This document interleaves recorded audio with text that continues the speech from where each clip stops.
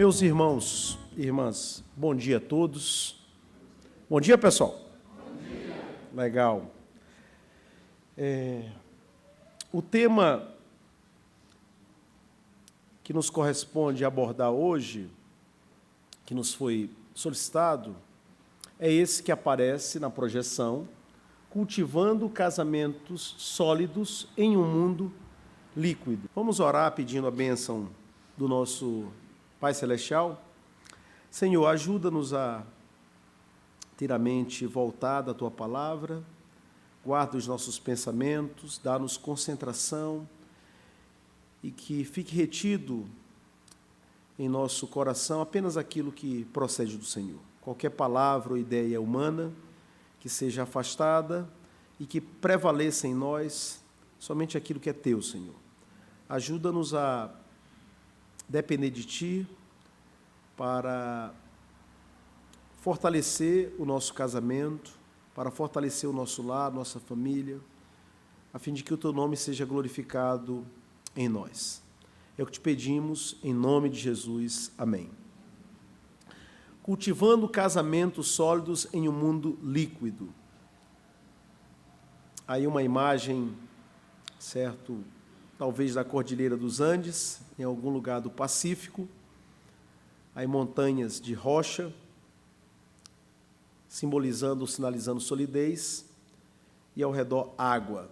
Quando me foi passado esse tema, me vieram à mente dois livros, um do Marshall Bergman, Tudo que é sólido desmancha no ar, A Aventura da Modernidade, e o do Zygmunt Bauman, Modernidade Líquida. Por que me vieram à mente esses livros? Porque o título é Cultivando Casamentos Sólidos em um Mundo Líquido. O que esses autores trabalham?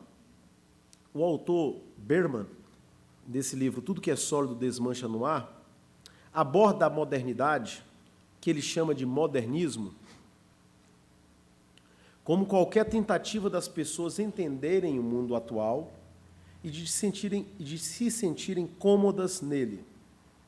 Seria um esforço inútil, algo como tentar reter a água nas mãos ou agarrar o que se desmancha no ar. A modernidade, segundo o autor, é um mundo em constante mudança e nenhuma chave hermenêutica, nenhuma tentativa de interpretação, essa é a ideia, é capaz de entendê-la de forma definitiva. Constantemente, ele insiste, oscilamos entre a segurança e a instabilidade e experimentamos sensações opostas. Um exemplo disso é dado por Bergman, que visitou o Brasil em 1987. Espero que isso não ofenda o pessoal que é aqui de Brasília, mas é o que ele coloca no livro como exemplo dessa estranheza que às vezes as pessoas sentem nos dias atuais. Diz ele que Brasília, vista de cima, vista do avião, é dinâmica e fascinante, são as palavras dele. Vista do nível do chão, segundo ele, os enormes espaços vazios fazem com que o indivíduo se sinta perdido, tão sozinho quanto o homem na Lua. Para Bergman, a mudança de percepção que ele teve em relação a Brasília, ou seja, primeiramente ele ficou fascinado com a vista do alto, depois ele ficou um tanto frustrado com a vista de baixo. Essa mudança de sensação é uma ilustração de como as pessoas se sentem diante da modernidade. Primeiramente, há o encanto e elas ficam deslumbradas. É legal viver nessa época, muita coisa moderna, muita coisa desenvolvida, tecnologia e tal. Depois, passam a ficar incomodadas no lugar onde estão, inseguras para definir as coisas, ficam estranhas e não sabem o rumo que a humanidade está tomando. Então, depois do deslumbramento, a pessoa ou as pessoas, segundo o autor, são acometidas por uma espécie de sentimento de perda de referência. Por sua vez, o Zygmunt Bauman, no livro Modernidade Líquida, diz: os fluidos se movem facilmente, eles fluem escorrem, esvaem-se, respingam, transbordam, vazam, inundam. Quem já enfrentou um problema de vazamento na casa sabe muito bem qual é o poder da água. Ela entra em qualquer lugar. Diferentemente dos sólidos, não são facilmente contidos os fluidos. Contornam certos obstáculos, dissolvem outros e invadem ou inundam o seu caminho. Essas são as razões para considerar fluidez ou liquidez como metáforas, comparações adequadas quando queremos captar a natureza da presente fase. Nova de muitas maneiras na história da modernidade. Então, segundo Bauman, certo? A nossa época é uma época de fluidez, é uma época em que as coisas parecem escapar ao nosso controle ou ao nosso entendimento. São teorias. Talvez um exemplo da confusão que tem marcado nossa época é a ausência de consenso entre estudiosos e teóricos sobre a definição da presente era. Em outras palavras, se nós formos buscar nos livros alguma conceituação, alguma definição desse momento que o mundo vive, da sociedade ocidental, a gente vai ficar desorientado ou desnorteado. Por quê?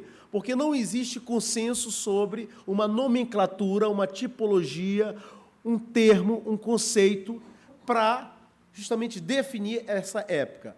Alguns autores falam de modernidade, outros de modernidade tardia, outras de modernidade líquida, como é o caso do Bauman, outros de antimodernidade, outros de pós-modernidade, outros mencionam pós-modernismo, entre outras possíveis categorias ou tipologias, tentativas de classificação. Para nos situarmos no tempo e no espaço, pensemos nas conhecidas categorias da Idade Antiga, Idade Média, Idade Moderna e Idade Contemporânea. A maioria de nós, se não todos, certo? Aprendemos, né, quando estávamos aí no antigo ginásio, certo? No segundo grau, né?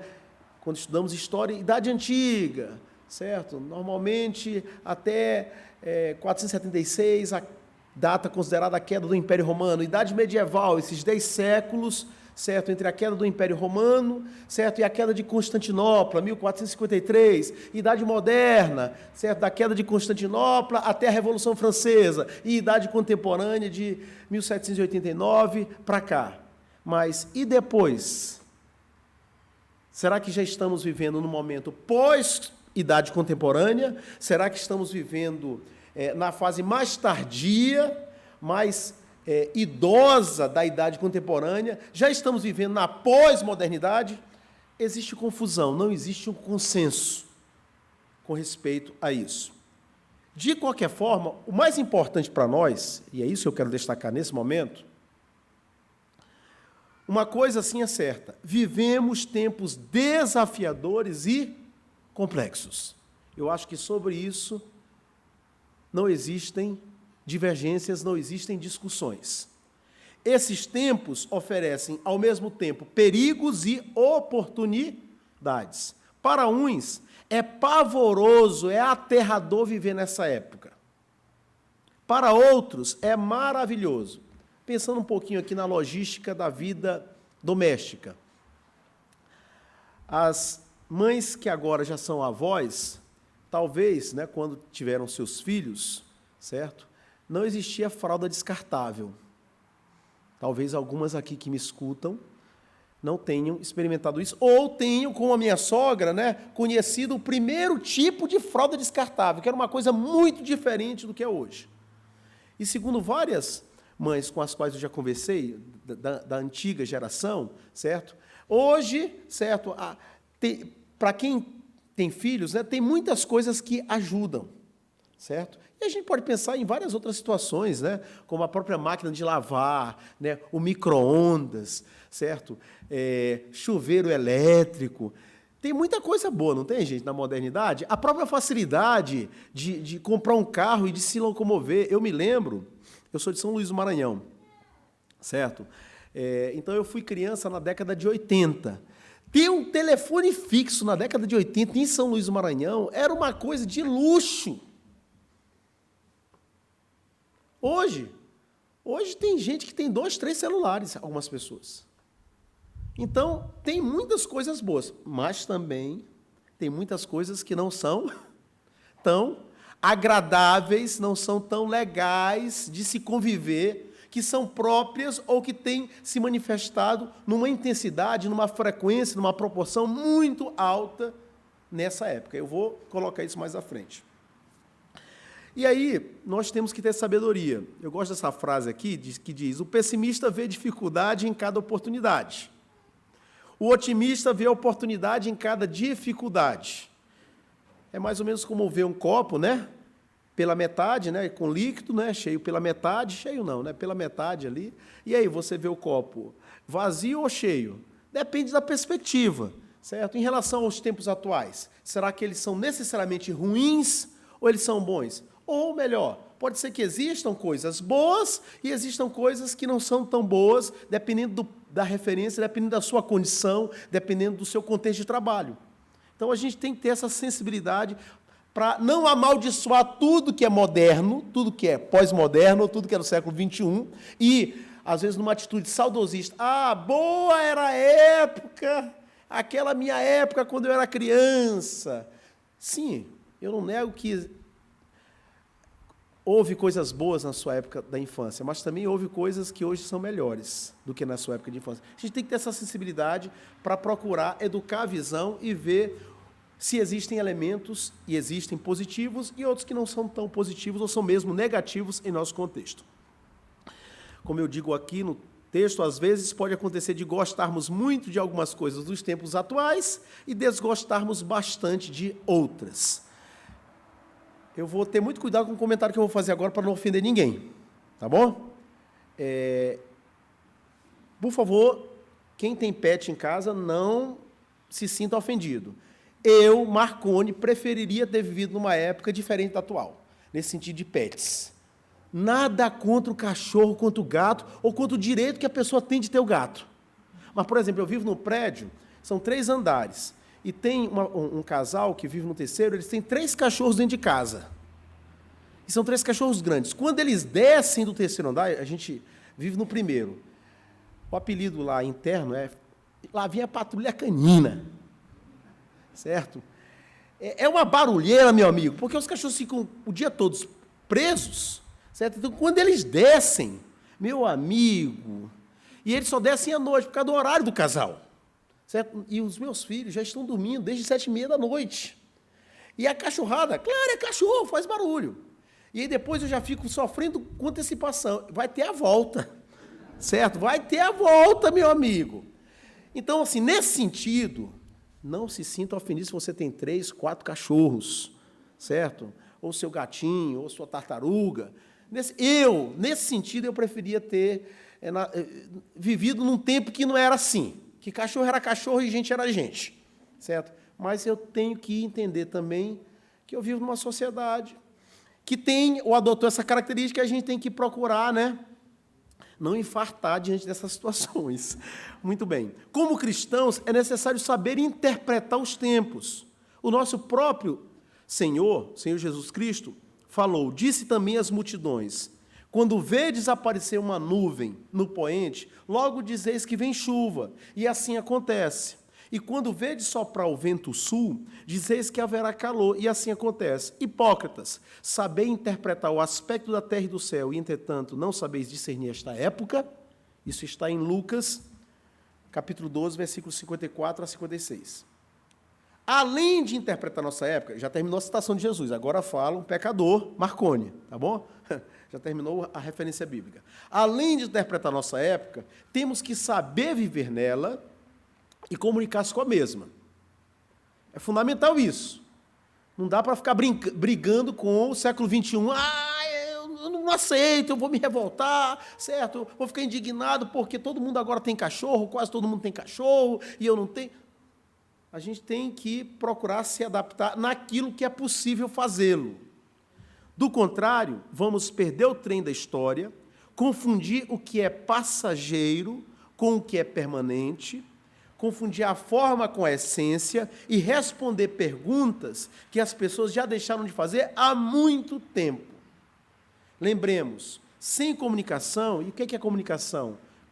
Contato entre o emissor e o receptor, não existe evangelização. Portanto, é necessário interpretar nossa época, identificar os códigos, os meios de comunicação, para a gente poder estabelecer comunicação e, assim, não apenas ter uma vida melhor, mas poder também compartilhar o Evangelho. Tudo bem até aqui, pessoal?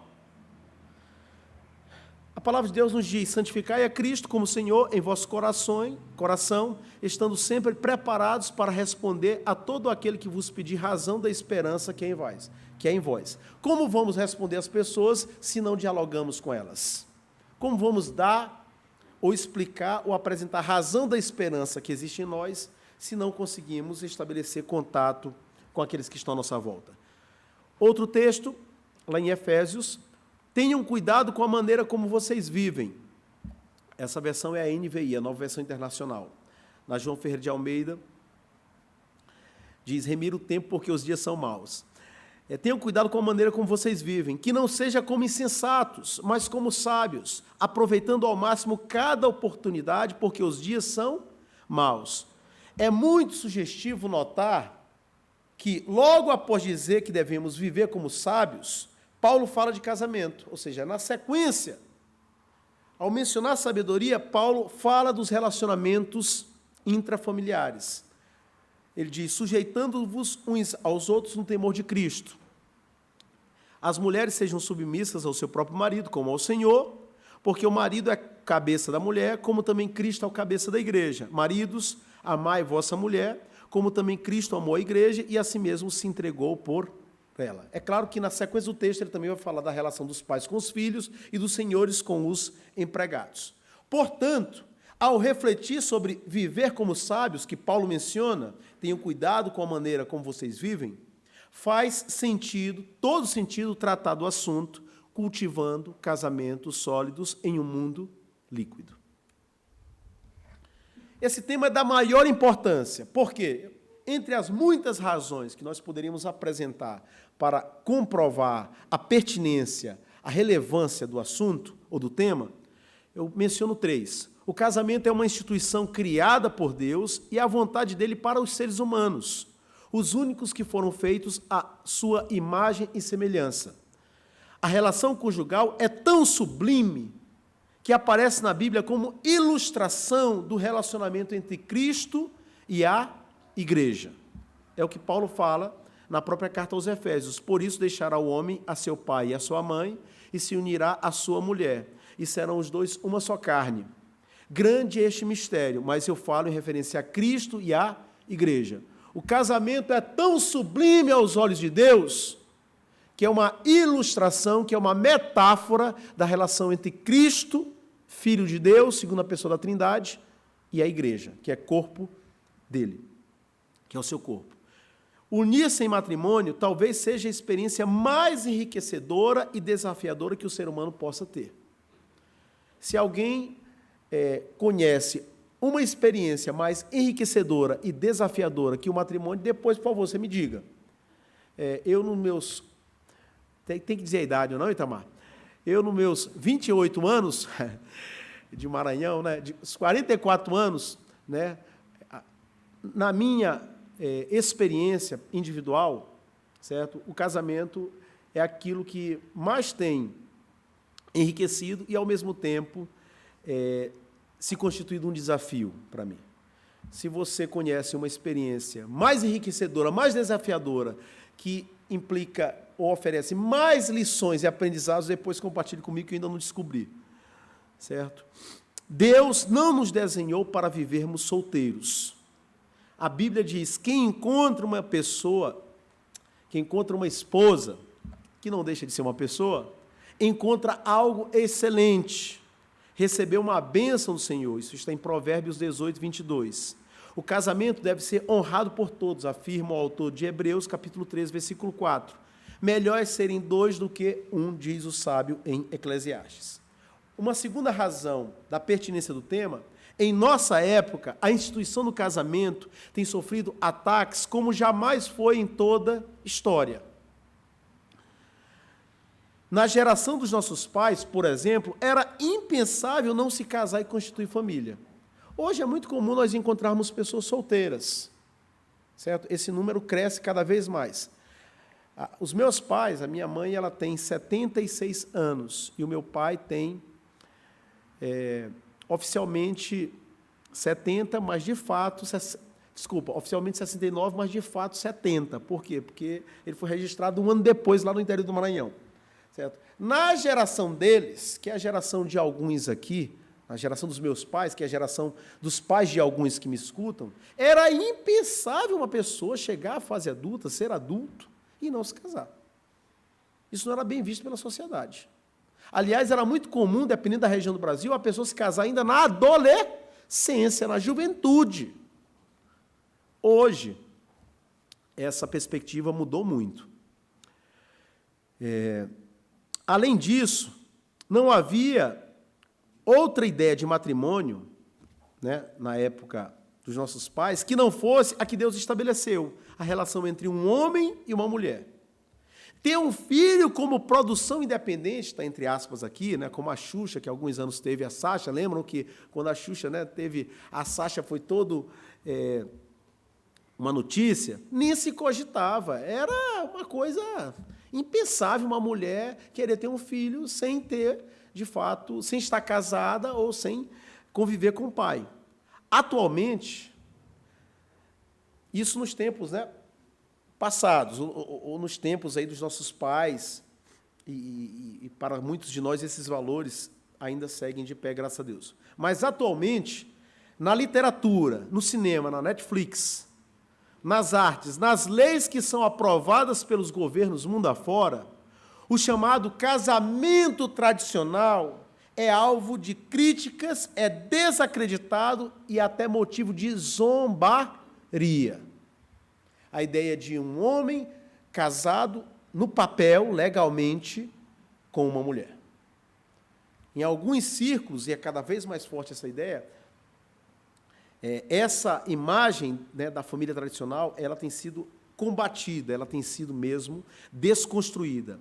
Ademais, no campo da vida concreta, ou seja, saindo da literatura, do cinema, das telas, das artes, e pisando, vendo a realidade, o chão da história, é cada vez mais comum vermos pessoas que vivem maritalmente, sem ser legalmente casadas, ou seja, pessoas que já não se importam com o papel passado, com a legalidade da relação, gente que não quer se casar, esse número é cada vez maior, lamentavelmente, união entre pessoas do mesmo sexo, casamento ditos abertos, onde a fidelidade já não é requerida, casamentos, entre aspas, entre 3 pessoas, pessoas que se dizem bissexuais ou mesmo que evitam definir-se com qualquer nomenclatura porque podem ser qualquer coisa em qualquer momento e de qualquer maneira.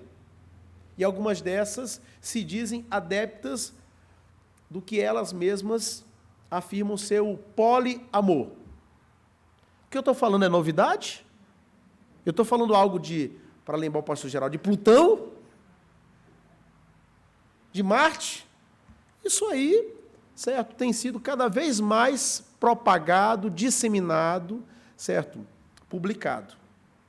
Uma outra razão pela qual o tema é importante, infelizmente, existem pessoas casadas mais infelizes, inclusive dentro da igreja. Um relacionamento conjugal ruim pode vir a ser uma poderosa pregação contra o casamento. Filhos que crescem em lares quebrados têm sua vida negativamente afetada de várias maneiras. Existem pessoas que não querem se casar porque temem sofrer algo que testemunharam na história de seu próprio lar. Temem repetir na sua própria vida ou viver um drama que já viram na história dos seus pais. Por essas e outras razões, devemos nos esforçar para cultivar casamentos sólidos em um mundo líquido. Em um mundo que valoriza muito a relatividade ou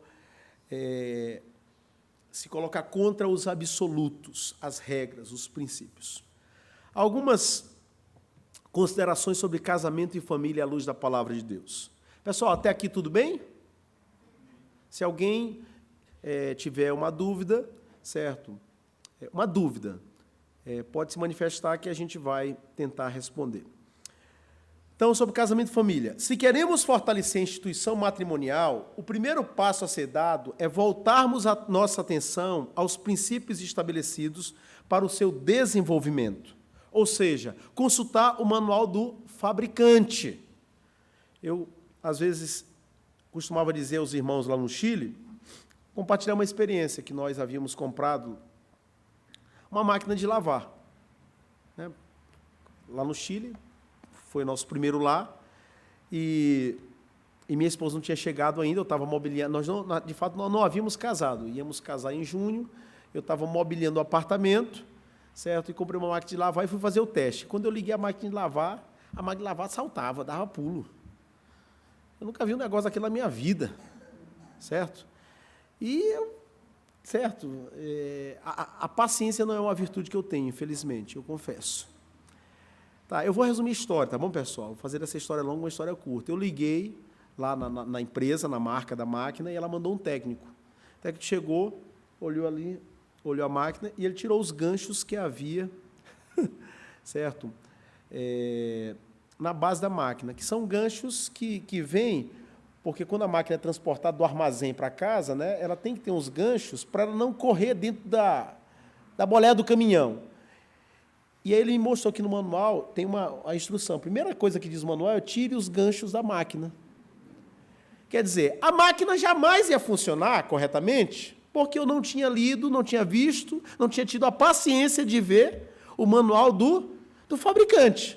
Então, tem gente que quer que o casamento funcione sem buscar no manual do fabricante, sem ver os princípios que aquele que instituiu o casamento estabeleceu para o mesmo. Aí não vai realmente dar samba, aí não vai dar certo, não vai funcionar. Deus não somente criou o casamento e a família, mas deu diretrizes para que funcionem de maneira satisfatória e eficaz. Nós temos que dizer bem alto: é possível ter um casamento bem-sucedido.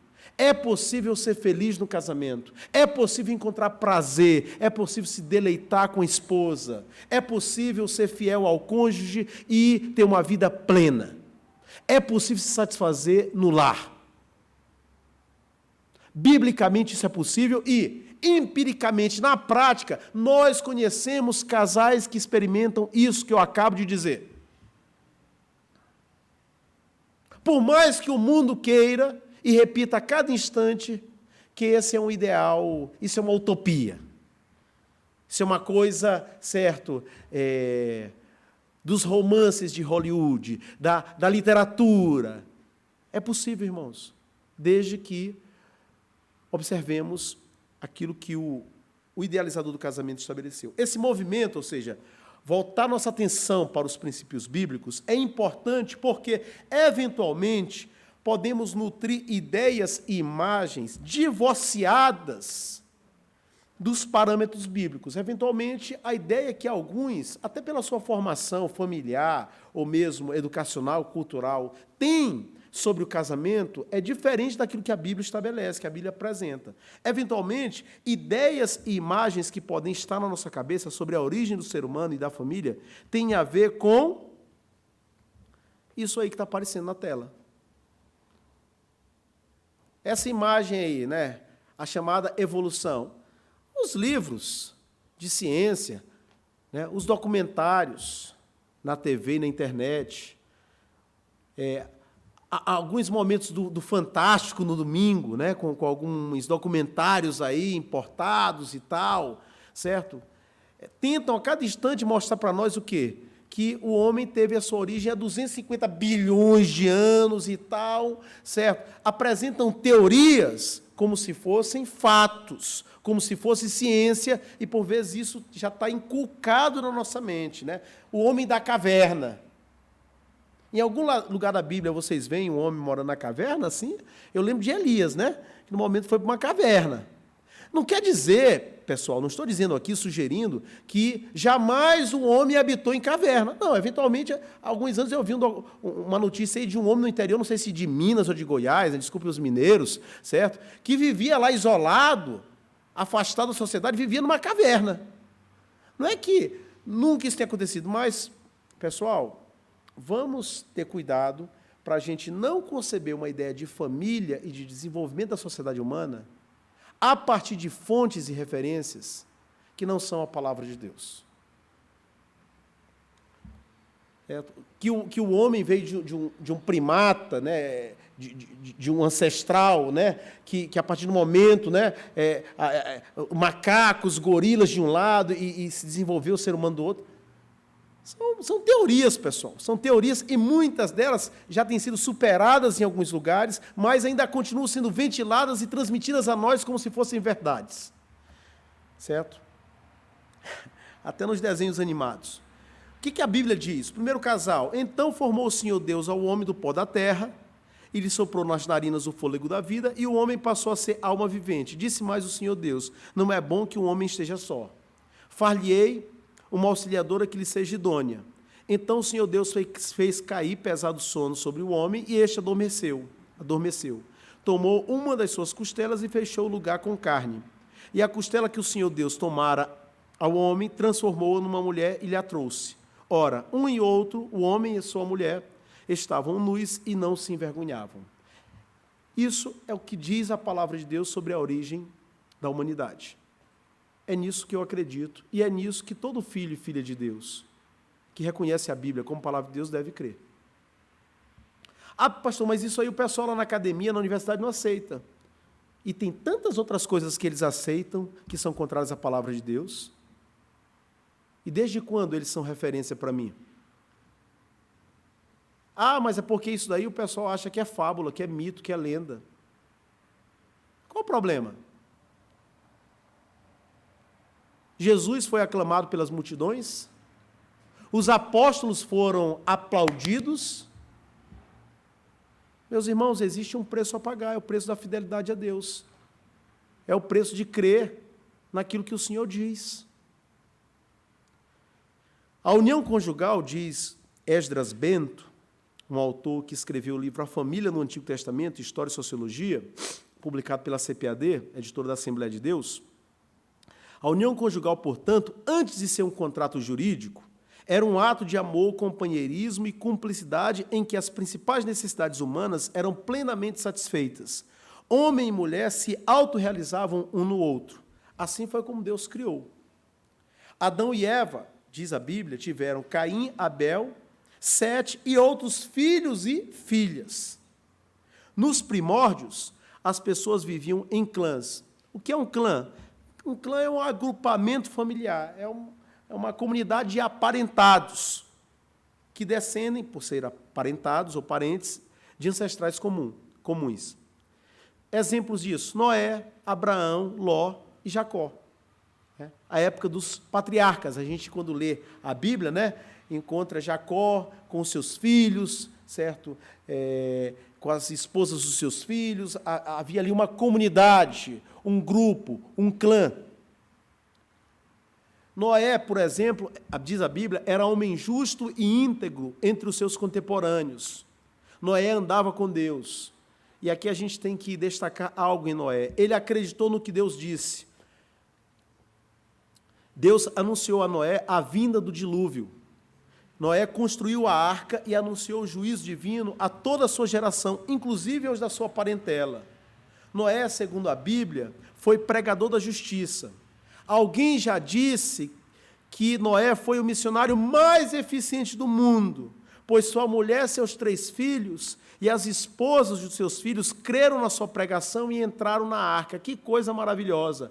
Os da sua casa lhe deram ouvidos. Vocês sabem que, às vezes, o mais difícil é convencer os de casa.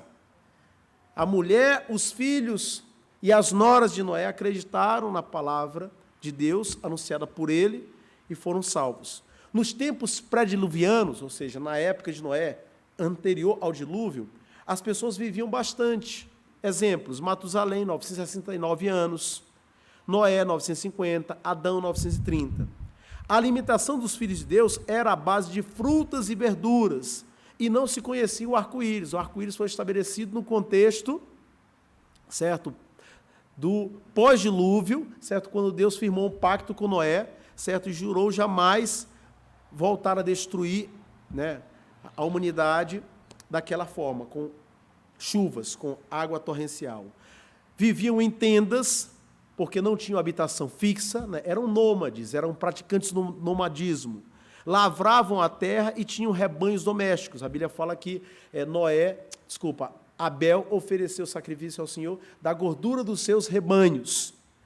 Antes de Babel, antes de Gênesis 11, apenas um idioma era falado na terra. Que beleza, hein? Não havia necessidade de curso de línguas, de curso de idiomas. As coisas mudaram um pouquinho desde então, hein, pessoal? Quais são os princípios divinos que encontramos na palavra de Deus para o casamento? União heterossexual, relação entre homem e mulher. Pastor, tem base bíblica? Com certeza. Por isso deixa o homem, pai e mãe, e se une à sua mulher. União monogâmica, relação entre um homem e uma mulher. Que sabedoria do Senhor. Paulo afirma aos coríntios, por causa da impureza, cada um tem a sua própria esposa e cada uma o seu próprio marido. Já pararam para pensar na sabedoria desse princípio? O que seria da humanidade se não houvesse essa regra, essa restrição, esse muro? Que coisa maravilhosa Deus nos dá através da sua palavra. A fidelidade era tão e continua sendo tão valorizada por Deus, que no Antigo Testamento, se um homem adulterar com a mulher do seu próximo, será morto o adúltero e a adúltera. Pastor, talvez alguém pode pensar, e a bigamia, e a poligamia? Porque há casos no Antigo Testamento. Deus jamais incentivou a prática, pelo contrário, lemos em Deuteronômio, quando Deus fala do futuro rei em Israel. Porém, o rei, não multiplicará para si cavalos, nem fará voltar o povo ao Egito para multiplicar cavalos, pois o Senhor vos disse, nunca mais voltareis por este caminho. Tampouco para si multiplicará mulheres, para que o seu coração se não desvie, nem multiplicará muito para si prata ou ouro. Apesar desse alerta, existem textos no Pentateuco que permitem ao homem ter mais de uma mulher. Lá em Deuteronômio 21, 15, quando um homem tiver duas mulheres. Também em Deuteronômio, quando irmãos morrerem juntos, e um deles morrer, e não tiver filho, então a mulher do falecido não se casará com um homem estranho, de fora. Seu cunhado estará com ela e a receberá por mulher, e fará a obrigação de cunhado para com ela. Por que Deus tolerou essa prática? A Bíblia não diz a razão, mas podemos ventilar prováveis motivos. Quais? Como as guerras eram frequentes e ceifavam a vida de muitos homens, o número de viúvas não era pequeno em Israel. Por conta disso, permitiu-se que um homem tivesse mais de uma esposa, o que é, de certa forma, compreensível à luz do seguinte contexto e provável segundo motivo. Nas sociedades antigas, as mulheres não tinham acesso à educação, ao emprego, a uma condição diferente da de filha ou esposa. Isto é, elas dependiam totalmente de seus pais, maridos ou irmãos para viver. Se não fosse permitido a um homem ter mais de uma esposa, a tendência era que as descasadas fossem viúvas ou uma mulher ou mulheres que perderam os pais, certo, e não tinham irmãos, viessem a ser escravas ou prostitutas para poder sobreviver. A bigamia, poligamia não era o ideal, mas viver em um lar onde um homem tem pelo menos duas esposas seria um mal menor do que sujeitar-se à prostituição ou escravidão. Ademais, a prática do homem ter mais de uma mulher não tinha a conotação que tem hoje, que é de mau caratismo, de safadeza, haja vista que ele tinha o dever de sustentar todas por igual, o que, por exemplo, é permitido ainda hoje entre os muçulmanos. Segundo o Corão, segundo o livro sagrado dos muçulmanos, o homem pode ter mais de uma mulher, certo? Ele pode ter até 3, 4 mulheres, desde que tenha condições de sustentar a todas. eu acho que nós estamos melhor do que eles, não? Ficar com uma, certo? É muito mais sábio, concordam, meus irmãos? Outro valor do casamento, além de união heterossexual, união monogâmica, união física. Os cônjuges não podem negar-se um ao outro. É o que Paulo fala na carta aos Coríntios. O marido conceda à esposa o que lhe é devido, e também, semelhantemente, a esposa ao seu marido. A mulher não tem poder sobre o seu próprio corpo, e sim o marido. E também, semelhantemente, o marido não tem poder sobre o seu próprio corpo, e sim a mulher. Não vos priveis um ao outro, salvo talvez por mútuo consentimento, por algum tempo, para vos dedicardes à oração e novamente vos ajuntardes, para que Satanás não vos tente por causa da incontinência. Então, a união física, a relação sexual, o contato íntimo é também próprio do matrimônio. No direito, na jurisprudência, existem decisões de anulação de casamento pelo fato de não ter ocorrido relação íntima entre as partes. Alguns dizem casamento não consumado. Então, se casou, realmente tem que desfrutar da bênção. Se tem algum solteiro aqui me escutando, você não sabe que está perdendo, certo? É muito bom a intimidade sexual. Então, faça como diz o Senhor em sua palavra, se guarde, se prepare, ore, espere uma esposa ou um esposo crente para você desfrutar essa bênção. Não antecipe as coisas e não queira provar a sobremesa antes do prato principal, porque isso aí não vai ser uma coisa boa. União pública. Então, o casamento também é uma união pública. Por isso, deixa o homem pai e mãe e se une à sua mulher. Eventualmente, quando você tiver que aconselhar, um jovem na igreja, ou mesmo o seu filho, o seu filho quer namorar, certo? Ou mesmo quer casar, você pode perguntar, mas você já tem condições de sustentar uma casa? Já está preparado para assumir a responsabilidade de um lar? Por isso, deixa o homem pai e mãe. Mas, pastor, eu moro com o meu sogro, tem algum problema? Não é por aí que você tem que entender. Certo? É no sentido de já ter condições. Certo? Inclusive, esse é um critério que a gente deve usar para discutir e para pensar o assunto namoro na vida da igreja. Que adianta uma pessoa namorar se ela não tem condições, se ela não tem a perspectiva do casamento em vista? Então, o namoro, certo, deve ser o pré-casamento, a preparação para o casamento. Se não tem como objetivo o casamento, nem deve namorar. Porque senão vai, muito provavelmente, dar margem ao que não é devido. Então, o casamento é uma união pública, certo? As pessoas devem se preparar para isso, certo? E devem, na medida possível, quem casa quer o quê, pessoal? Quer casa, deve trabalhar para ter o seu cantinho, para ter a sua privacidade, para ter o seu lar. O casamento é um pacto solene diante de Deus, diante de um magistrado, certo? Eu me casei. Se casou, certo? Mas nem convidou? Mas casou diante do juiz no cartório? Não, foi só entre eu. Não serve, meu amigo. Tem que conversar com o pai da moça, certo? Tem que pedir a mão em casamento, se não quer usar esses termos, mas tem que ser algo público. E, frequentemente, diante dos amigos, parentes e, eventualmente, penetras, porque numa festa de casamento sempre tem penetra, É o namorado daquela prima, Você não pode deixar de convidar a prima, mas ela está namorando, aí você vai convidar a prima e não vai convidar o namorado, certo? Então, é uma união pública, é uma união permanente. Jesus disse, não tendes lido que o Criador, desde o princípio, os fez homem e mulher, e que disse, por esta causa deixará o homem pai e mãe, e se unirá à sua mulher, tornando-se os dois uma só carne? De modo que já não são mais dois, porém uma só carne. Portanto, o que Deus ajuntou, não separe o homem. Somente a morte detém a força invencível para desfazer o juramento matrimonial. É por isso que, às vezes, ou frequentemente, nas cerimônias religiosas, certo? O pastor ou padre, se for na igreja católica, fala até que a morte os separe. Nem mesmo o adultério torna a separação, divórcio obrigatório. Por quê? Porque pode haver perdão, pode haver restauração, mas com a morte não tem como negociar, ela é invencível.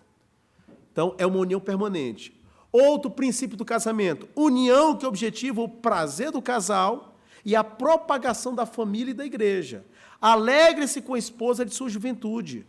gazela amorosa, corça graciosa, que os seios de sua esposa sempre o fartem de prazer e sempre o embriaguem os carinhos dela.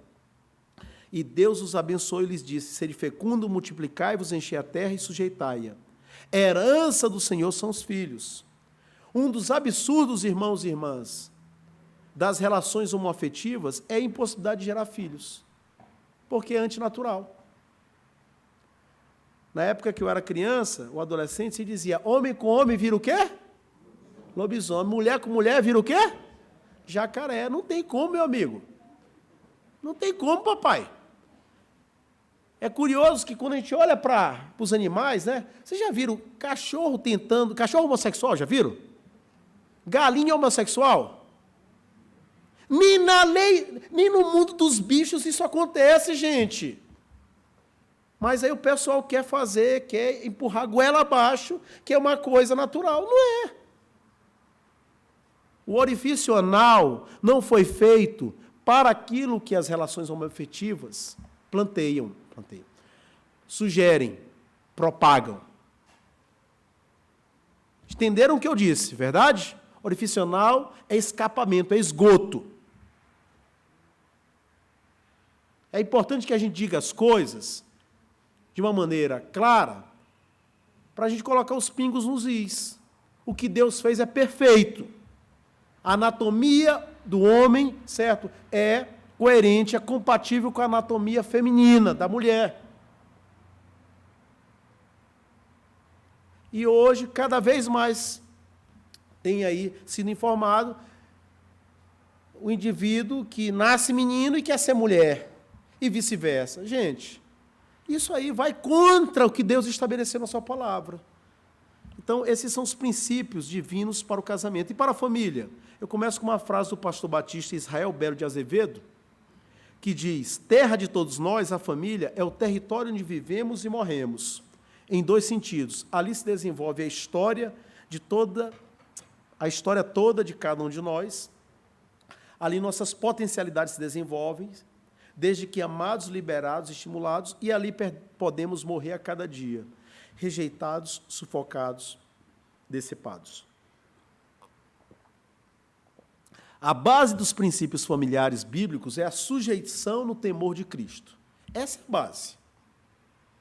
Certo? Relação do homem com a mulher, dos pais com os filhos, dos filhos, né, uns com os outros, dos irmãos.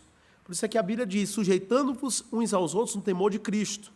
Pais e filhos devem sujeitar-se a Deus e esforçar-se por cumprir as recomendações do Criador da família. Os filhos só aprenderão a temer a Deus se forem ensinados. Isso também é outra coisa importante dizer. Se os filhos não forem ensinados, instruídos e não verem o exemplo nos pais, eles não vão aprender a temer a Deus. Não existe lá perfeito, mas princípios perfeitos que, se obedecidos, ainda que por pessoas imperfeitas, redundarão em benefício de todos. Que princípios são esses? Aí para lembrar o pastor Geraldo, que gosta muito dessa palavra: mutualidade, isto é, a dependência uns dos outros. A mutualidade se opõe ao egoísmo, ao individualismo. O lar é uma pequena sociedade e, para que funcione, todos devem fazer sua parte. Uma casa dividida não pode subsistir. Por reverência a Cristo, devemos sacrificar o eu em prol do bem-estar de todos os membros da família. Os pais sabem o que significa se sacrificar pelos filhos. Os pais fazem cada coisa, meu amigo, que agora que eu estou descobrindo. Olha, gente, a experiência tem um valor muito grande. Eu, antes de casar e antes de ser pai, quando eu via, né, um casal com filhos, para mim era um casal com filhos. Hoje, quando eu vejo um casal com os filhos criados, eu digo assim: são heróis. E se os filhos estão criados e na igreja, devem ser canonizados. Olha, tem que amar, né? Tem que colocar em prática essa mutualidade para o crescimento e desenvolvimento da família. Outro princípio: respeito. Respeito implica reconhecer as posições estabelecidas por Deus. Os pais devem ser honrados porque são autoridade sobre nós. Os filhos devem ser instruídos e, sobretudo, ver nos pais a prática de suas crenças. Irmãos devem amar-se e perdoar-se. O nosso próximo também é irmão de sangue. Não devemos confundir os papéis. Eu vou dar um exemplo aqui, que eu ouvi, jamais esqueci, do reverendo Antônio Maspoli. Qual foi o exemplo que eu ouvi? O reverendo Antônio Maspoli é um pastor presbiteriano. Ele é do Ceará, mas está há muito tempo em São Paulo. E ele contou que, na ocasião, o filho dele era adolescente. Ele tem 2 filhas e uma filha. Hoje já são adultos, mas na época, isso tem uns 25 anos atrás, mais ou menos, a experiência que ele narrou. E ele, como muitos pastores, como o pastor Geraldo, né, a Raíssa e o Augusto são membros da igreja onde o pastor Geraldo é pastor, ou seja, são ovelhas do pastor Geraldo. Então, um dia, quando o pastor Márcio chegou em casa, o filho dele, ele teve lá, né, teve que chamar a atenção do filho dele, e o filho dele fez uma ironia com ele. Falou assim, agora falou o pastor. Entenderam o comentário do filho? Dentro de casa, o filho não gostou da repreensão, da orientação do reverendo Maspoli e disse, agora falou o pastor. O reverendo Maspoli pegou o menino e falou, agora quem está falando é teu pai, rapaz. Porque teu pastor você pode desobedecer, mas teu pai não. Ali ele estabeleceu os papéis. Separou as funções. Então, por que eu estou dizendo isso? Tem pai que quer ser o amigão do filho. Nada contra pai ser amigo do filho. Legal, mas você, antes de ser amigo do teu filho, você é pai. Ele não é teu mano. Teu filho não é teu mano. Um brother da galera. Pessoal, entenda o que eu estou dizendo. Eu não estou aqui dizendo que um pai não deve ser amigo do filho. Deve. Só que também existe aqui a função de autoridade. Tem pais hoje que são verdadeiros bananas. Por quê? Porque não sabem transmitir, colocar a sua posição de líderes no lar para os filhos.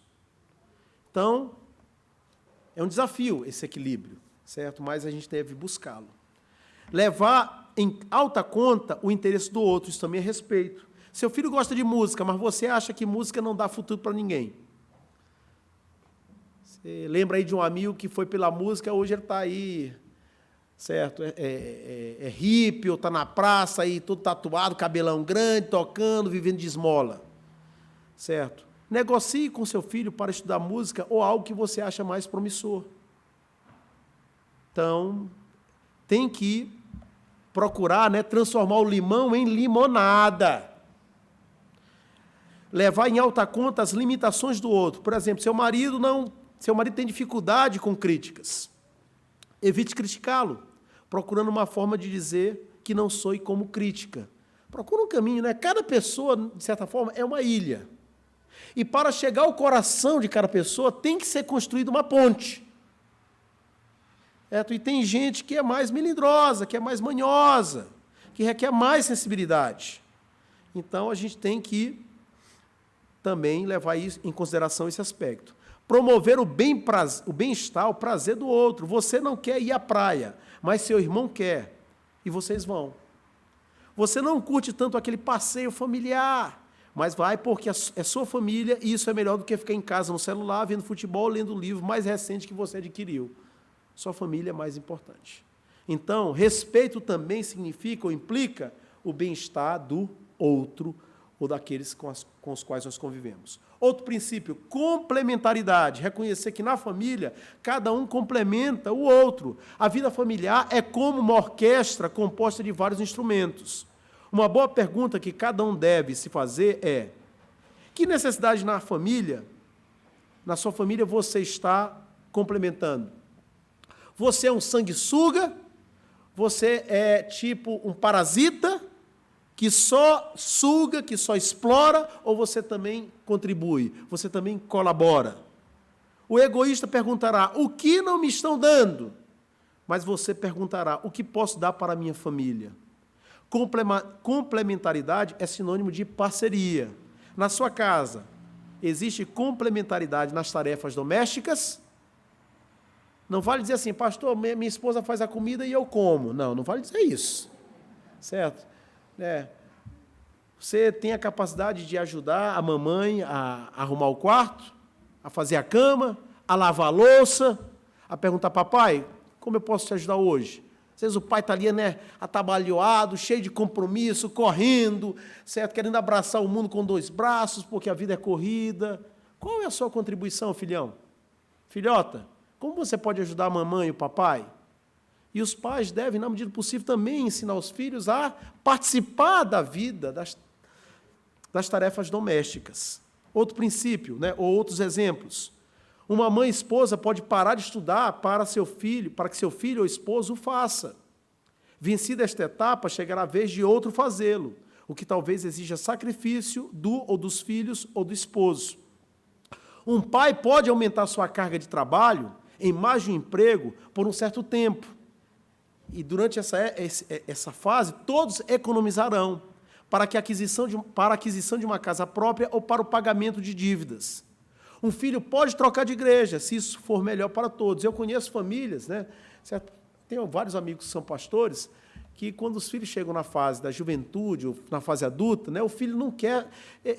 Ele quer participar, quer ser membro de uma igreja onde tem os colegas dele, os amigos dele, às vezes a namorada e tal, né? E eu tenho amigos pastores que já entenderam que é melhor que o filho esteja frequentando uma outra igreja do que forçar a barra e trazê-lo com a tromba, né, com o bico, emburrado para a igreja onde o pai é pastor. Então, às vezes, né, é sábio permitir que o filho busque outra igreja. Um filho pode se transferir para uma escola pública até que o orçamento da casa fique equilibrado. Todos podem contribuir para um fundo comum visando uma viagem coletiva daqui a 2 anos ou 3. Um irmão pode adiar sua pós-graduação para que o outro possa fazer a sua graduação. Um irmão pode chegar em casa mais cedo para ajudar alguém que está doente. São possibilidades de complementaridade. Outro princípio, submissão. A submissão, essa palavra, infelizmente, ela tem sido muito distorcida. John Mackay, antigo pastor presbiteriano, dizia que uma das principais estratégias de Satanás é distorcer o sentido das palavras. E a palavra submissão, hoje, no ouvido de muitas pessoas, significa inferioridade. Uma pessoa submissa é uma pessoa inferior. Ou uma pessoa submissa é uma pessoa que é subordinada, que é uma empregada. E, biblicamente, essa não é a ideia. A submissão é estar sob a mesma missão. A submissão mútua só é possível quando vista no contexto da sujeição no temor de Cristo. Não ao cônjuge, não ao pai, não ao filho ou ao irmão. E não há problema, viu, gente, em ser submisso. Não há medo nesta submissão, porque o perfeito amor de Deus operando em nós, lança fora o medo, afirma o apóstolo João em sua primeira epístola. Com esta visão, nossa vida familiar servirá como um espelho da relação Cristo-Igreja, em que Cristo é o mentor. Com esta certeza, o outro, seja o filho, o pai, a esposa, o irmão, é tão ou mais importante do que eu. A opinião do outro pode ser mais importante que a minha. A necessidade do outro pode ser mais urgente que a minha. Então, alguns princípios aí do casamento. E agora? Bem, tudo que foi exposto até agora não é novidade para a grande maioria de nós, eu tenho certeza disso. Mas pode ser que alguém que esteja nos escutando, ou alguém que esteja aqui sentado entre nós, não tenha tido ainda um bom doutrinamento, um bom tempo na igreja, e precisava ouvir essas coisas, e aqueles que já ouviram podem recapitular. Mas como colocar em prática isso que a maioria de nós já sabe? Nessa semana, minha esposa entrou lá no meu quartinho de estudo, né, e me viu preparando aqui a aula, e viu o título da lição. Cultivando casamentos sólidos em um mundo líquido. Aí ela falou assim, interessante, eu quero ouvir. Eu falei, ouvir é fácil, viver é que é o desafio, é difícil. E agora, gente, antes de focar no terreno da concretude da vida, ou seja, na vida prática, é pertinente entender o momento que a sociedade ocidental experimenta, a fim de conhecer melhor o chão que estamos pisando. Numa guerra, quem conhece as armas e estratégias do adversário larga na frente e tem boa chance de sair vitorioso. Em Israel, todo jovem, homem ou mulher, é obrigado a servir as Forças Armadas. E o jovem tem que servir por 3 anos. E uma das coisas que o jovem em Israel aprende durante o serviço militar é o árabe, a língua árabe. O israelita e todos servem às Forças Armadas, é obrigatório o serviço militar em Israel, para homens e mulheres. O que muda é o tempo de serviço militar. Para os homens é de 3 anos. Eles têm que aprender a língua árabe. Por quê? Por que os israelitas têm que aprender a língua árabe?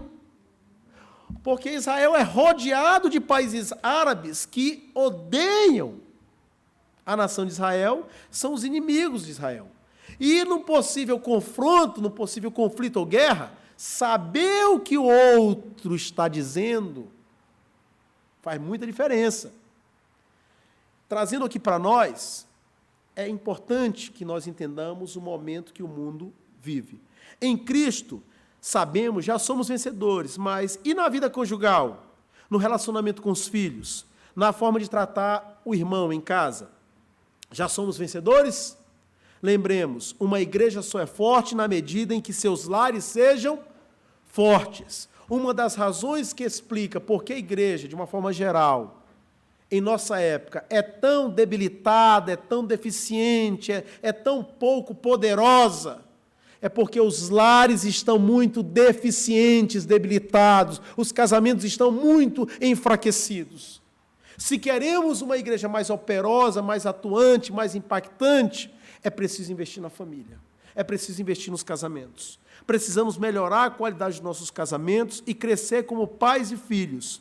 Para isso, tenhamos em conta que, como crentes que vivem no Brasil do século XXI, nós vivemos numa época desafiadora.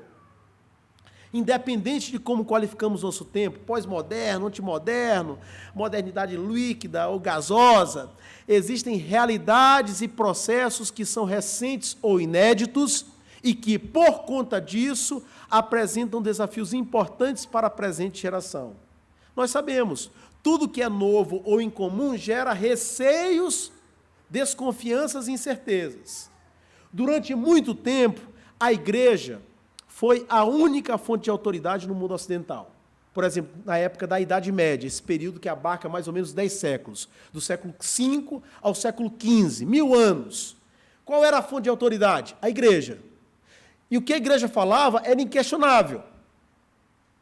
Discordar da igreja era guilhotina. A partir do século XVI, a autoridade infalível ou inquestionável da igreja foi questionada pelos humanistas, que eram cristãos. E a cristandade se dividiu. Igreja católica experimentou um cisma, uma ruptura, e nasceu o movimento protestante, a reforma protestante. Então, a cristandade se dividiu entre catolicismo e protestantismo. Ainda assim, a sociedade continuava guiada pelos valores do cristianismo, seja na versão católico-romana, seja na versão protestante. Estou falando de sociedade ocidental, tá bom, gente? De uma parte da Europa para cá. Certo? Para cá, Oceano Atlântico, continente americano. Em meados do século XVIII, o movimento iluminista, que é um movimento filosófico, principalmente, mas não exclusivamente, desenvolvido na França. Por que iluminista? Por causa da ideia da luz da razão, valorização da razão. Exaltou a razão como única fonte de autoridade. Como consequência disso, o cientificismo, a crença no poder da ciência, passou a prevalecer como padrão de verdade e destronou a religião cristã. Ademais, a Revolução Francesa, que abarca um período de 10 anos, de 1789 até 1799, projetou para o mundo o ideal de uma sociedade à parte de Deus, uma sociedade onde a religião é desnecessária. Quem tem a oportunidade de visitar Paris, certo? No quarteirão latino, onde estão as grandes universidades, as grandes escolas, por exemplo, a Sorbonne, Sorbonne 1, perto do quarteirão latino tem o Panteão.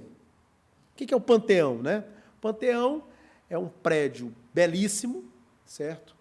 Onde ali tem monumentos em homenagem às grandes figuras da cultura francesa, certo? Os grandes nomes da literatura, da filosofia, as grandes mentes da cultura francesa estão ali representadas, certo? Tem monumentos e alguns estão, inclusive, enterrados ali, como Victor Hugo, certo? Grande escritor francês. Detalhe, o que o Panteão era na origem daquele prédio? Uma igreja. Isso é muito simbólico. Aquele prédio imponente era um templo que passou ao quê? A endeusar a razão, a cultura humana. É nesse cenário que se dá o processo de secularização do mundo ocidental. A secularização significou, em muitos sentidos, o enfraquecimento ou mesmo repulsa dos valores cristãos. A secularização pode ser colocada como a descristianização da sociedade. Um exemplo, no Brasil. Até o século XIX, no Brasil e na maior parte dos países latino-americanos, havia somente cabeçamento religioso na Igreja Católica, cemitério católico romano, e o único registro de nascimento era a certidão do batismo feito pelo padre. Quer dizer, um europeu que viesse para o Brasil ali por volta de 1830, certo? E morresse, ele não podia ser enterrado em cemitério. Por quê? Porque todos os cemitérios que haviam no Brasil eram cemitérios católicos. E se ele não fosse católico, ele não podia ser enterrado ali. Com a instauração da República, a partir de 1889, o país deixou de ter uma religião oficial e laicizou, ou seja, passou a ser um Estado laico. Vários procedimentos. Foram criados os cartórios e os cemitérios públicos, o que permitiu às pessoas obter a certidão de nascimento de seus filhos, se casarem, ao casamento civil, e enterrarem seus entes queridos, sem depender da Igreja Católica ou de qualquer religião, qualquer instituição religiosa. No Brasil, a secularização trouxe a emancipação do país como Estado democrático de direito e a garantia dos direitos individuais. Isso em si não é ruim, ou não foi ruim. O problema é quando a laicização busca eliminar as influências do cristianismo na sociedade, que é o que já acontece há muito tempo em vários países da Europa. Certo? Qualquer vestígio, qualquer herança do cristianismo tem sido banida dos locais da esfera pública, dos locais e da esfera pública. Se a gente tentar graficar tudo que foi dito, como é que a gente pode resumir isso? Idade Média. Qual era a fonte de autoridade? Igreja cristã. A verdade era objetiva. O que isso significa? Ela está fora de nós. Depende da igreja que falava a partir da Bíblia. Certo? Existiam princípios absolutos, regras. Está claro isso? Na Idade Média. Na Idade Moderna, que é mais ou menos do século XVI até meados do século XVIII, a fonte de autoridade continuava no cristianismo, seja na Igreja Católica, seja na Igreja Protestante. A verdade, a ideia de verdade também é objetiva. A verdade está fora de nós, certo? Existem princípios absolutos, princípios que devem normar a vida em sociedade. Na Idade Contemporânea, mais ou menos do século XVIII, meados do século XVIII até o século XX, qual passou a ser a fonte de autoridade? A razão, a ciência ou aquilo que as pessoas entendem por ciência, porque às vezes não passam de teorias que as pessoas querem colocar para nós como ciência. Como, por exemplo, o evolucionismo, que jamais deixou de ser uma teoria, mas muita gente crê no evolucionismo como ciência. E o evolucionismo, em muitos círculos acadêmicos no mundo, já não é levado a sério, inclusive por ateus. Por quê? Porque ele deixa várias lacunas, ele não consegue responder várias coisas. Só que, às vezes, é colocado como ciência. Então, tem que ter muito cuidado para não abraçar às cegas tudo aquilo que, certo, a mídia diz que é ciência. Mas o ponto aqui, qual passou a ser a fonte de autoridade na Idade Contemporânea? A razão. Acreditou-se, era muito comum na Europa, no início do século XX, há 110, 120 anos atrás, o mundo agora vai melhorar muito. Por quê? Porque a ciência, a tecnologia, os descobrimentos, os avanços científicos, o mundo fez foi piorar. Por quê? Porque muito do progresso alcançado pela ciência, infelizmente, tem sido usado para o mal. Certo? Mas o quê? A fonte de autoridade passou a ciência. Ainda se concebia a ideia de uma verdade objetiva, já não emanando da Bíblia ou da igreja, mas da ciência, das descobertas científicas, certo? Daquilo que podia ser comprovado e que era verificável e tal. E na pós-modernidade? E no século XXI? E nessa época onde nós estamos? Qual é a fonte de autoridade? Já não é a igreja, já não é o cristianismo, é o quê? A pessoa. É o individualismo. a verdade deixa de ser objetiva para ser subjetiva. Já não existem absolutos. Só para exemplificar a questão do que é objetivo e do que não é objetivo, ou seja, do que é subjetivo. Exemplo, vamos supor que num litígio, aí, num conflito, uma discussão, certo? Um vizinho acusa o outro de roubo. Ah, você entrou na minha casa, certo? Roubou meu computador, roubou minha carteira e tal, e fica aquela acusação e faz uma denúncia, certo? E é aberto um inquérito, um processo, certo? Se o vizinho que acusa não conseguir provar, certo? A materialidade, não conseguir provar o que ele está falando, não vai acontecer nada, concorda? Fica no nível da subjetividade, das opiniões. Mas se o vizinho chega com imagens de câmera do prédio, e as imagens mostram claramente que o vizinho B, mostrando, arrombando a porta, entrando na casa, fazendo a limpa, certo? Aí você tem já o quê? Algo objetivo, algo que você não tem como refutar. Porque não foi adulterado nesse caso, é algo legítimo. Então, na época que nós estamos vivendo, na chamada pós-modernidade, qual passou a ser a referência? Não é a igreja, não é a ciência, é o que eu acho. Por isso é que as pessoas dizem, o que é verdade para você não é verdade para mim. Cada um tem a sua própria, é o que é ou não é o que dizem para nós a cada momento. Infelizmente, eu estou tentando mostrar, certo, de uma forma bem resumida, certo, como, certo, a nossa sociedade se encontra em termos de concepção de verdade. Vamos lá. Seguinte, no mundo atual, tal como se percebe o discurso sem palavra das pessoas, ou seja, seu estilo de vida, Deus não existe, ou se existe, não tem nada a ver com minha vida e escolhas. Lá no Chile, as feministas, defensoras do aborto, tinham um slogan, um lema, mi cuerpo, mis derechos. Meu corpo, meus direitos. Se o corpo é meu, eu faço o que eu quiser. E o corpinho da criança que está no teu ventre? Então, é isso que é muito comum em nossos dias.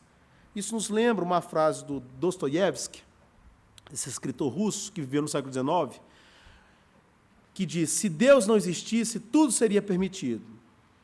Vamos mostrar algumas coisas que caracterizam o nosso tempo. Conseguem visualizar? Casamento a 3. A foto aqui, onde aparece um suposto casal, o que está de terno, nasceu menina, mas se sente menino. E aqui está de mulher, nasceu menino, desculpa, é o contrário. O primeiro de lá, viu como confunde? O de lá nasceu menina e se sente menino. E a de cá nasceu menino e se sente menina. Certo? E aqui é o rapaz dormindo com o seu pet. Tá certo? São algumas tendências da nossa época. Ali na direita, né? Certo? Conseguem visualizar, perceber o que está acontecendo ali? É um banheiro sem distinção de sexo. Tá certo? Aí, num quadro, um homem lá no fundo, e aqui a mulher e o homem, né, um casal, certo? Usando o mesmo espaço. Outra tendência, a roupa que serve tanto para homem como para mulher. Porque a ideia é atenuar ou eliminar as diferenças. Gente fumando maconha em praça pública, certo? Aqui no Brasil, certo? Eu acho que ainda não é tão comum. Talvez eu possa ser desmentido, dependendo do lugar aí do Brasil, porque a gente, né, já falei para vocês que eu fiquei fora um tempo. Fiquei 8 anos fora do Brasil. Mas lá no Chile, qualquer praça que você vai, rapaz, é um cheiro de maconha. Certo? A galera fuma mesmo. É que nem eu fiz um semestre de história lá na UFMA, na Federal do Maranhão. Quando entrava no prédio de humanidades, lá pensando na filosofia, da história de geografia, era com cheiro de maconha. Tremendo. Lá no Chile, no prédio onde a gente morava no 14º andar. Rapaz, tinha um camarada lá, não sei se era do 13º, 12º, de qual andar ele era, mas todo dia ele queimava a erva.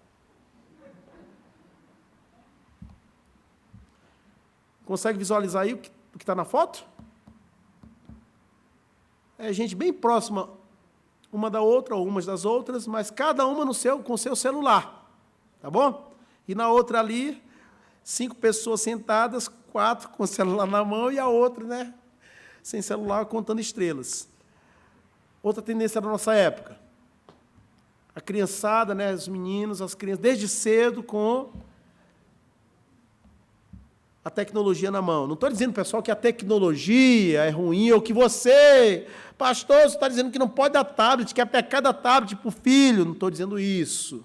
Eu estou tentando aqui mostrar algumas tendências da nossa época, certo? E chamar a atenção de vocês para esse momento no qual estamos vivendo.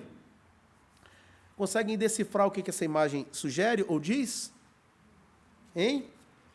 Isso é um batismo, pessoal. Um coletivo num tobogã. Acho que da igreja Bola de Neve. Eu não consegui descobrir, certo? Mas quem quiser depois, em casa, vai no YouTube, bota batismo, Bola de Neve, certo? Tem um tobogã mesmo, daquele que parece uma serpente, assim, né? Que a pessoa... E lá embaixo, eu acho que quando a pessoa sai do tobogã, né? E cai na piscina, o pastor diz, eu te batizo em nome de alguma coisa. São tendências da nossa época. Eu termino a aula, certo? Com isso aqui. Então, o que nós vimos até agora? Primeiramente, nós vimos alguns princípios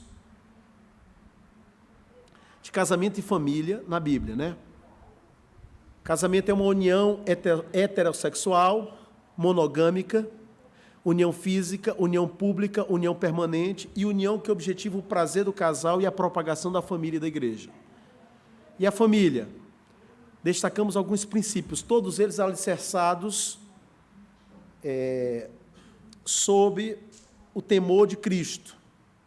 Mutualidade, que é a dependência uns dos outros, respeito, complementaridade e a submissão. E pontuamos sobre a nossa época, não é? E aquele gráfico lá das épocas, não é? Procurou mostrar a vocês que durante a Idade Média a fonte de autoridade estava na igreja, a partir da Bíblia. Durante a Idade Moderna, continuava na igreja, seja protestante, seja católica. Na época contemporânea, na ciência. E na chamada época pós-moderna, no eu, no indivíduo, no que eu sinto, na minha opinião. Certo? A verdade deixou de ser objetiva, segundo dizem, para ser subjetiva. O que é verdade para mim não é para você, é o que dizem. E agora, como cultivar casamentos sólidos em um mundo líquido? Eu quero aqui mencionar 2 coisas e com ela eu termino a nossa exposição. Primeiro, tendo alicerces resistentes. O que significa alicerces resistentes? Eu morei no Chile 7 anos. O Chile é um país sísmico. Todo dia tem tremores no Chile. Inclusive, eles fazem uma distinção entre sismo, tremor e terremoto. Sismo é uma tremidinha que ninguém sente, que ninguém percebe. Tremor é até 6.0 na escala. Brasileiro que mora no Chile, em geral, principalmente se mora num prédio, certo? Num tremor, que vai até 6.0 na escala, brasileiro se treme todo. Tem muito medo. O chileno não está nem aí, porque ele já está acostumado. E o terremoto é a partir de 7. Então, o Chile, que é um país sísmico, e que já foi destruído algumas vezes por terremotos, como de 1906, 1939, 1960, 2 anos antes da Copa do 62, 1985 e o último 2010, os edifícios no Chile, assim como no Japão, certo, têm fundamentos muito poderosos. Se investiu muito em engenharia no Chile, engenharia civil, de construção. Porque ou se investia em engenharia ou não dava para morar naquele país. Então, com isso estou dizendo o seguinte, pode chegar o terremoto que for no Chile que o prédio não cai. O prédio balança, porque tem que balançar mesmo. Ele tem que ser flexível, mas ele não cai. Como cultivar casamentos sólidos em um mundo líquido? Tendo alicerces resistentes. Porque ninguém pode lançar outro fundamento além do que foi posto, o qual é Jesus Cristo. E Paulo afirma nesse capítulo, porém cada um veja como edifica. Quais são os materiais que nós usamos para construir a nossa casa? ouro, prata e pedras preciosas, ou madeira, feno e palha. Ouro, prata e pedras preciosas têm resistência ao fogo. Madeira, feno e palha, não. São inflamáveis. Jesus afirmou: todo aquele, pois, que ouve estas minhas palavras e as pratica, será comparado a um homem prudente que edificou a sua casa sobre a rocha. Para que um casamento tenha alicerces resistentes, o casal deve conhecer os princípios de Deus para a vida conjugal, só que conhecer não é suficiente. Como o irmão Sebastião estava dizendo aqui hoje na abertura dominical, conhecimento não é o mesmo que sabedoria. E vivê-los. Contudo, para colocar em prática a teoria, ou seja, para vivê-los, para vivenciar os princípios, aquilo que a gente sabe, é necessário disciplinar-se, estabelecer prioridades. Na vida cristã não existe vitória sem luta. A salvação é de graça, a santificação não. Você tem que trabalhar pela sua santificação. Se você quer um casamento sólido, uma família sólida, você tem que se disciplinar, você tem que colocar isso na sua agenda, você tem que estabelecer isso como prioridade, você tem que desenvolver estratégias, pensar em mecanismos, em exercícios, em movimentos para que isso aconteça. Algumas dicas: cuidem da sua vida devocional. Se você não fizer o dever de casa, se você não se alimentar direito, meu amigo, você não vai render no trabalho. Entende o que eu estou dizendo? Eu, por exemplo, se eu não tomar um bom café da manhã, 11 da manhã eu estou com dor de cabeça. Fico imprestável o dia todo. Tem gente que aguenta até 3 da tarde, 4. Mas não vai, certo? Em algum momento a máquina vai pifar. E na vida espiritual, e na vida cristã? Se não cuidar da vida devocional, leitura bíblica, meditação, oração, ter o seu momento a sós com Deus, seu esposo e esposa pode ter a melhor intenção do mundo. Teu pai e mãe podem ser os crentes mais piedosos do mundo, mas você, filho, vai tropeçar. Por quê? Porque a responsabilidade é individual. A salvação não é por casal. A salvação não é por casa. É individual.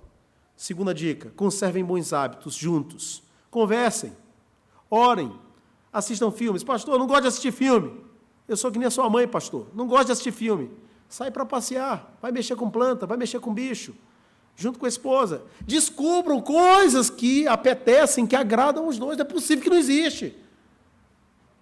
Vamos comer, vamos ir num restaurante caro, vamos no museu. Mas devem existir coisas que agradam os dois, até porque vocês se casaram por afinidade. Estabeleçam muros em volta do relacionamento de vocês, para evitar que o celular, que amigos, que futebol, filhos, trabalho, nada deve comprometer o namoro do casal.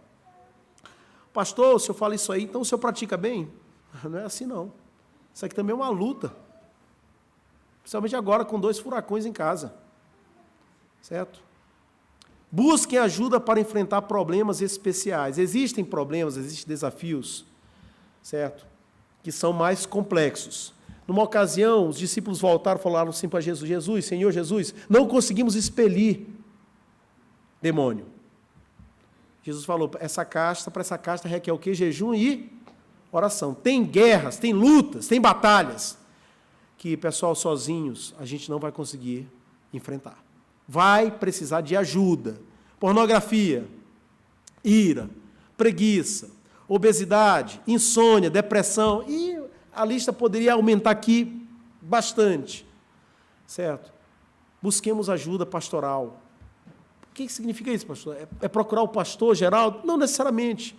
Um irmão maduro na fé, uma irmã madura na fé, pode te ajudar pastoralmente.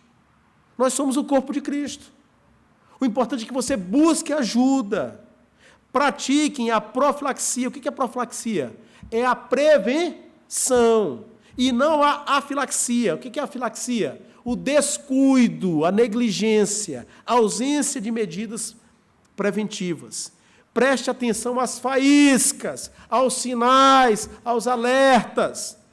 As faíscas podem causar um incêndio. Controle ou apague a faísca e evite a chegada do caminhão de bombeiros. Tem gente que só procura ajuda, só busca ajuda quando o incêndio está consumindo a casa. Identifique os curtos-circuitos na relação. Controle as faíscas para evitar que incêndios aconteçam no seu lar. Segunda aplicação, e é o último slide. Priorize o envolvimento com o povo de Deus. Por quê? A Bíblia diz, se a Bíblia diz, a gente tem que escutar com atenção, porque Deus não diz nada à toa. Não deixemos de congregar-nos, como é costume de alguns, antes façamos demonstrações, e tanto mais quanto vedes que o dia se aproxima.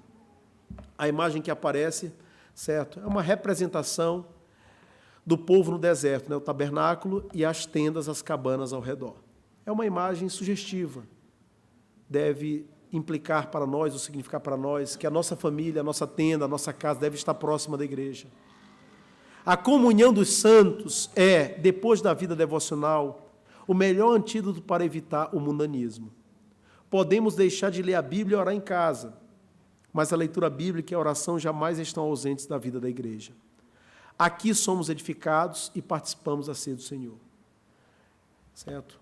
Um sinal de depressão espiritual é quando a pessoa deixa de frequentar a igreja. Quando ela deixa de frequentar a igreja, você pode ter certeza, a ponta do iceberg está aparecendo, tem coisa mais séria ali. Então, nós temos que cuidar uns dos outros e evitar que isso aconteça conosco. Eu tinha dito que esse é o último slide, mas me equivoquei, esse é o último. Com alicerces firmes e conectados ao povo de Deus, podemos ser um farol no mar e uma flor no deserto, como o mundo precisa disso, meus irmãos e irmãs. Seja Deus gracioso para conosco e nos abençoe, e faça resplandecer sobre nós o rosto, para que se conheça na terra o teu caminho e em todas as nações a tua salvação. Pessoal, desculpem o avanço do tempo, certo? Vamos orar? Senhor, a teoria temos na tua palavra, as instruções são claras, as recomendações, os conselhos, mas a capacidade de colocá-los em prática na nossa vida, no nosso casamento, no nosso lar, nem sempre temos. Aliás, na maioria das vezes não temos. Por quê? Porque falhamos, Senhor, no cumprimento dos nossos deveres, no cumprimento daquilo que o Senhor estabelece como pão, como água, como vida para nós. Dá-nos graça, Senhor, para alimentar nossa alma, para cultivar a vida devocional, para cuidar desse jardim que é o casamento, desse patrimônio que é a família, para a glória do Teu nome, para a edificação das famílias, para a edificação da Tua igreja. É o que te pedimos, Senhor, em nome de Jesus. Amém. Deus abençoe vocês. Não sei se o irmão Sebastião quer dar algum aviso. Pessoal, que Deus abençoe. Tenham um bom domingo, um bom almoço a todos.